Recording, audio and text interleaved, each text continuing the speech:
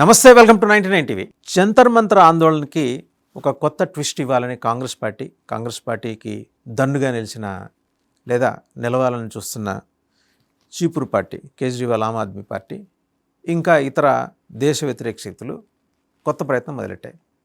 లోక్సభలో time and again ఈ police excesses అని మాట్లాడటం ద్వారా ఇంటర్నేషనల్ ప్లాట్ఫామ్స్ అటెన్షన్ డ్రా చేయడం కోసం రాహుల్ గాంధీ ప్రయత్నం వస్తున్న విషయం కూడా మనకు గమనించాలి. నిన్న మాట్లాడుతూ ఆయన పరస్పర విరుద్ధమైన అంశాలను తెర మీద తీసుకొచ్చారు అండ్ చాలా అభ్యంతరకరమైన వ్యాఖ్యలు చేశారు. ఈడియట్ అనే ప్రస్తావన చేశారు. మరి ఎవరు ఈడియట్టో ఎవరి గురించో మాకు తెలియదు. రెండోది ఏం మాట్లాడారు, దేశంలో విద్యా విధానాన్ని కంట్రోల్ చేస్తుంది ఆర్ఎస్ఎస్ అంటారు. నేను బీజేపీకిను ఆర్ఎస్ఎస్కి క్షమాపణ చెప్పేది లేదు. అమిత్ షా ఈ పోలీస్ ఎక్సెస్కి బాధ్యత వహిస్తూ రాజీనామా చేయాలి. ఆయనకి సభ రాకుండా ముఖం చాటేశాడు, భయపడ్డాడు అనే పద్ధతిలో మాట్లాడాడు. నాకు సభలో మాట్లాడే అవకాశం ఇవ్వలేదని చెప్పి వాపోయాడు. మామూలుగా ప్రతిరోజు సాయంత్రం యువాణి కార్యక్రమంలాగా ఆయన ఎక్కడో ఒక చోట ప్రెస్ మీట్ పెడతాడు, ప్రజెంటేషన్ ఇస్తాడు, 4 ముక్కలు చెప్తాడు. ఈ భంగిమ అంతా 12 తారీఖు దాకా 13 నుంచి మళ్ళీ ఇక్కడ కనబడ్డా ఆయన సెషన్స్ అయిపోయాయి. సెషన్స్ అప్పుడు ఈ మధ్యకాలంలో అటెన్షన్ ఎలా డ్రా చేయాలని ఎక్కడో ట్రైనింగ్ తీసుకుంటున్నాడు, ఆయన డ్రా చేస్తున్నాడు. బట్ దీనిలో ఒక ప్రమాదం పొంచి ఉంది. ఏంటంటే ఈ పోలీస్ ఎక్సెసెస్ గురించి పదే ఇంటర్నేషనల్ ప్లాట్ఫామ్స్ దృష్టి తెచ్చేలాగా ఆయన వెనుక మరి ఏ శక్తులు పనిచేస్తున్నాయి, అది ఎలాంటి రిప్రికషన్స్కి దారితీస్తాయి. పూర్వం కెనడాలో ఇలాంటి సంఘటన జరిగినప్పుడు సిఆర్పిఎఫ్, అక్కడ మనకి సిఆర్పిఎఫ్ లాగా అక్కడ ఉండే వాళ్ళ పారామిలిటరీ ఫోర్సెస్కి వీసాలు నిరాకరించడం అనేది అక్కడ జరిగింది, అంటే వేరే దేశాలకి. ఇప్పుడు మనకు కూడా ఆ ప్రమాదం పొంచి ఉందా? దీని మీద సునిశ్చితమైన సమగ్ర విశ్లేషణ అందించడానికి మనతో ఉన్నారు geopolitical affairs expert Pawan Shrestha. నమస్తే పవన్ శ్రేష్ఠ. నమస్తే అండి. నిన్న చూశారు కదా ఆయన మాట్లాడింది పార్లమెంట్. నేను 100% చూస్తాను రాహుల్ గాంధీ. అంతకుముందు రోజు వారి గౌరవ సోదరి కూడా మాట్లాడారు. ప్రొఫెసర్ కామకోటి గారి గురించి ప్రస్తావన చేస్తూ ఒక విశేష ప్రతిభావంతుడిని, గోమూత్ర విశేషజ్ఞాన్ని సంబోధించడం, ఆమె వెనకాల కూర్చున్న కాంగ్రెస్ పార్టీ మెంబర్స్ ఎంపీలు వెకిలిగా నవ్వటం. ఆమెకు తెలియంది ఏంటంటే అదే గోమూత్రం కోసం లీటర్ 4 రూపాయలు పెట్టి కొనడానికి 2022లో ఛత్తీస్గఢ్లో అప్పటి కాంగ్రెస్ ప్రభుత్వం, అప్పుడు ముఖ్యమంత్రి భూపేష్ బఘేల్ గారు ఆయన అటెంప్ట్ చేశారు కూడా. ఆయన ఆర్ఎస్ఎస్ సరసంఘ చలక్ని కూడా ఇన్వైట్ చేశారు. అంటే వీళ్ళకి బహుశా మిడిమిడి జ్ఞానమో పరిమిత జ్ఞానమో తెలియదు కానీ, లేకపోతే విపరీతమైన కడుపులో ఉన్న హిందూ ద్వేషమో తెలియదు కానీ ఆవిడ మాట్లాడారు. ఆవిడకేం తక్కువ తెలియదు, అన్న కదా ఓ 4 ఆకులు ఎక్కువే మాట్లాడాడు. యూఆర్ 100% రైట్ అండి. నేను మొన్న ఒకసారి రాహుల్ గాంధీని బీజేపీకి పెద్ద క్యాంపెయినర్ అని అన్నా. నేను ఇప్పుడు అది ఇంకొక అడుగు ముందరికేసి, రాహుల్ గాంధీ ఉన్నంత వరకు మోదీ గారిని పీఎం కుర్చీ నుంచి దింపడం ఎవరి వల్ల కాదు. As long as Rahul Gandhi is in the parliament, Modi గారు will be the prime minister. అంతే, ఇంకంతకంటే అసలు ఆ స్పీచ్ గురించి ఎక్కువ మాట్లాడక్కర్లేదు. But it was on a lighter note. But seriously మీరు అన్న ఇద్దరు బ్రదర్ అండ్ సిస్టర్ది మాట్లాడుకునే ముందర, సిస్టర్ది ఒక 1 మినిట్లో ఒకటి చెప్తానండి. మీరు ఇందాక ఆయనది గోమూత్ర అన్నారు కదా, యూఆర్ అబ్సల్యూట్లీ రైట్. వాళ్ళకి హిస్టరీ తెలియదు ఆర్ తెలియకపోయినా పట్టించుకోలేదు ఏమైనా, కానీ ఈ గోమూత్ర అనేది మనం గుర్తుపెట్టుకోవాల్సింది ఏంటంటే, for the first time Pulwama దాడి చేసిన జైషే మొహమ్మద్ టెర్రరిస్ట్ దాడి చేసే ముందు రిలీజ్ చేసిన వీడియోలో గోమూత్ర అని అనడం మొదలుపెట్టాడు. అప్పటి నుంచే హిందువులని గోమూత్ర అనే జైబుతో తిట్టడం మొదలుపెట్టారు. దాన్ని ఈరోజు హిందూ ద్వేషంతో నిండి ఉన్న కాంగ్రెస్ విపక్షాలు అన్నీ కూడా నార్మలైజ్ చేసేసాయి. అంటే గోమూత్ర అనడం పెద్ద విశేషం కాదని. ఇదే కాంగ్రెస్కి గోమూత్ర అంటే ప్రాబ్లం లేదు, కానీ రమేష్ బిదోరి ఒక ముస్లిం ఎంపీని కేతో స్టార్ట్ చేసే వర్డ్ అంటే వీళ్ళకి చాలా అబ్యూజివ్గా అనిపించింది. అంటే వీళ్ళు హిందూస్ని, ఒక టెర్రరిస్ట్ వాడిన భాషని వీళ్ళు హిందూస్కి పెట్టి నార్మలైజ్ చేయొచ్చు, కానీ నిజంగా ముస్లిమ్స్ ఏదైతే ఉందో అది వీళ్ళు వాడితే గనక సర్తన్ సజుదాన్ని వీళ్ళు సపోర్ట్ చేస్తారు. ఎటు వచ్చినా సరే వీళ్ళు సపోర్ట్ ఎటుంటుందంటే ముస్లింలకే ఉంటుంది. అండ్ నెక్స్ట్ ఆబ్వియస్లీ దేశాన్ని ఎంతో ఉన్నతమైన స్థాయికి తీసుకెళ్తున్న కామకోటి గారు అంటే కాంగ్రెస్కి ఒక రకమైన ద్వేషం, అసహ్యం, కోపం ఉండడం సహజం. ఎందుకంటే వాళ్ళ హయాంలో ఉన్న ఐఐటీల్లో ఏమి జరగాలి. ఇప్పుడు ఆయన దాంట్లో నుంచి చూసుకున్నట్టయితే స్టార్టప్స్ కోకొల్లలుగా వచ్చాయి. సో ఆబ్వియస్లీ వాళ్ళకి ఆ హేటెడ్ ఉండడం కరెక్టే. రెండోది ప్రహ్లాద్ జోషిది ఇద్దరు అన్నారు. ఐ థింక్ ప్రహ్లాద్ జోషి గారి గురించి చాలా అనాలిసిస్లు వచ్చాయి, కానీ బట్ సింపుల్ అనాలిసిస్ ఆయన వీడియోలో అన్నది ఏంటి అంటే, కోర్టు ఏదైతే చెప్పిందో దాంట్లో యూనియన్ గవర్నమెంట్ ఇంటర్ఫీర్ అవ్వలేదు అని అన్నారు. మేము ఏమీ చెప్పలే రిలీజ్ చేయమని, కోర్టు చెప్పిందని అన్నారు.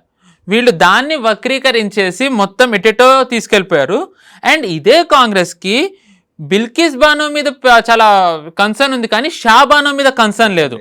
బిల్కిస్ బానో మీద కన్సర్న్ ఉంది, కానీ దానికి ముందర కరసేవకుల్ని తగలబెట్టిన ఒక ఏదైతే రైలు బోగి ఉందో, ఒక తల్లి నెలల పిల్లాడు, ఐ థింక్ నెలలో చాలా చిన్న పిల్లాడిని ఇలా పట్టుకుని ఉంటే ఆ బూడిద అలా ఉంది, అది అలా ఉండిపోయింది ఒక పిల్ల.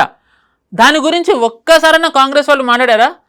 కాశ్మీరీ పండిట్లని, ఆడవాళ్ళని ఏవేవైతే చేశారో గిరిజా టిక్కు, ఆ చేసిన వాళ్ళ గురించి కాంగ్రెస్ ఒక్కళ్ళన్నా మాట్లాడారా? బట్ అదంతా జనాలకు తెలుసు. బట్ ఇంత బాధగా మహిళల గురించి మాట్లాడుతున్న కాంగ్రెస్ ఇది ఒక 2 ఇన్సిడెంట్స్ చెప్పి మన రాహుల్ గాంధీ నుంచి వద్దామండి. కర్ణాటకలో ఇది వరకు హోమ్ మినిస్టర్ కేజే జార్జ్ ఈ మాటలు మాట్లాడుతున్నందుకు క్షమించాలి, బట్ రాహుల్ గాంధీ మాట్లాడిన దానికంటే అబ్యూజివ్ కాదు. వీళ్ళు మాట్లాడినవి నేను కోట్ చేస్తున్నా. Quote, two men raping a woman cannot be termed as a gang rape. తను ఇప్పుడు కర్ణాటకకి ఎనర్జీ అండ్ టూరిజం మినిస్టర్. దాని తర్వాత ఇదే Karnataka Congress MLA former speaker KR Ramesh ఫ్లోర్లో అన్నారు, ఆయన అన్నది ఫ్లోర్లో, when rape is inevitable lie down enjoy it. ఇప్పుడు స్పీకర్గా ఉన్నాయని ఇది ఫ్లోర్లో అన్నారు.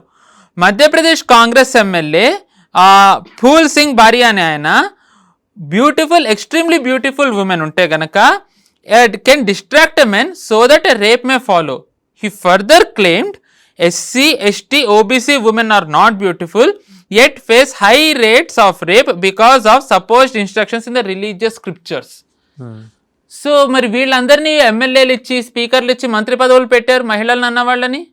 సో ఫస్ట్ మీ ఇంటిని మీరు క్లీన్ చేసుకుని తర్వాత వేరే వాళ్ళ గురించి మాట్లాడితే కనుక కాంగ్రెస్కు బాగుంటుంది. Now coming to Rahul Gandhi. RSS గురించి రాహుల్ గాంధీ మాట్లాడారు. ఒక ఆర్ఎస్ఎస్ వాళ్ళని తప్పించి ఇంకొక ఆర్ఎస్ఎస్ వాళ్ళని పెట్టారు అని చెప్పి. ఆర్ఎస్ఎస్ వాళ్ళని పెట్టకుండా బీజేపీ ఉన్నప్పుడు వీళ్ళు ఎవరిని ఎక్స్పెక్ట్ చేశారు? ఆల్ ఇండియా మజ్లిస్ ఇమ్తిహాదీన్ ముసలమీన్ నుంచి ఒకళ్ళు వస్తారనుకున్నారా? లేకపోతే కనుక వీళ్ళు ముస్లిం పర్సనల్ లా బోర్డు నుంచి తెచ్చి పెడతారనుకున్నారా? లేకపోతే కాంగ్రెస్ స్వాతంత్రం వచ్చిన తర్వాత ఒక సౌదీ అరేబియా నుంచి వచ్చిన మదర్సా ఛాప్ ఎవరైతే ఉన్నారో మౌలానా అబుల్ కలాం ఆజాద్, అలాంటి వాళ్ళని పెట్టినట్టు పెడతారని అనుకున్నారా? వీళ్ళు ఎవరిని అనుకున్నారు?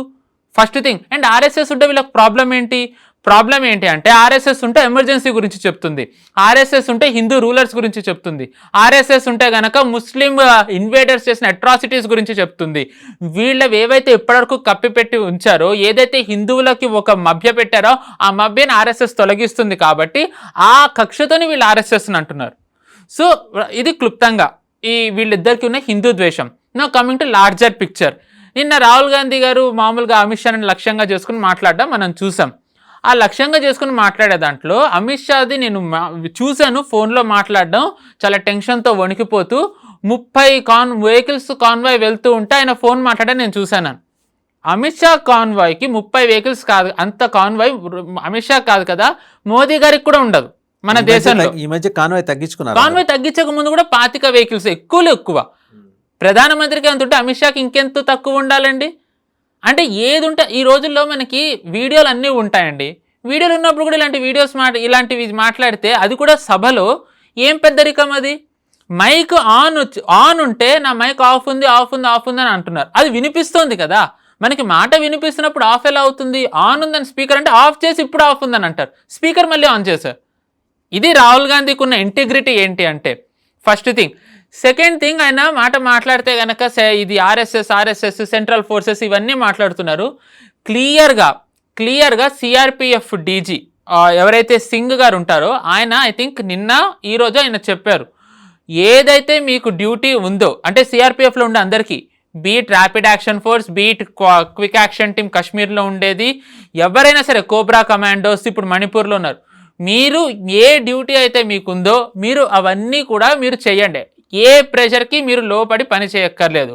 మీరు చేసే ప్రతి పనికి నేను బాధ్యత తీసుకుంటా, నేను అకౌంటబిలిటీ వహిస్తానన్నారు.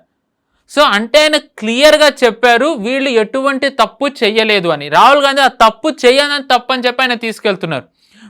మాట్లాడితే రాహుల్ గాంధీ గారు వీళ్ళు పెలెట్ గన్స్ వాడారు అంటారు. ఆ సోకాల్డ్ విద్యార్థుల దగ్గరికి ఐరన్ గ్రిల్స్ ఎలా వచ్చాయండి? వాళ్ళు విద్యార్థులు కదా మీ దృష్టిలో.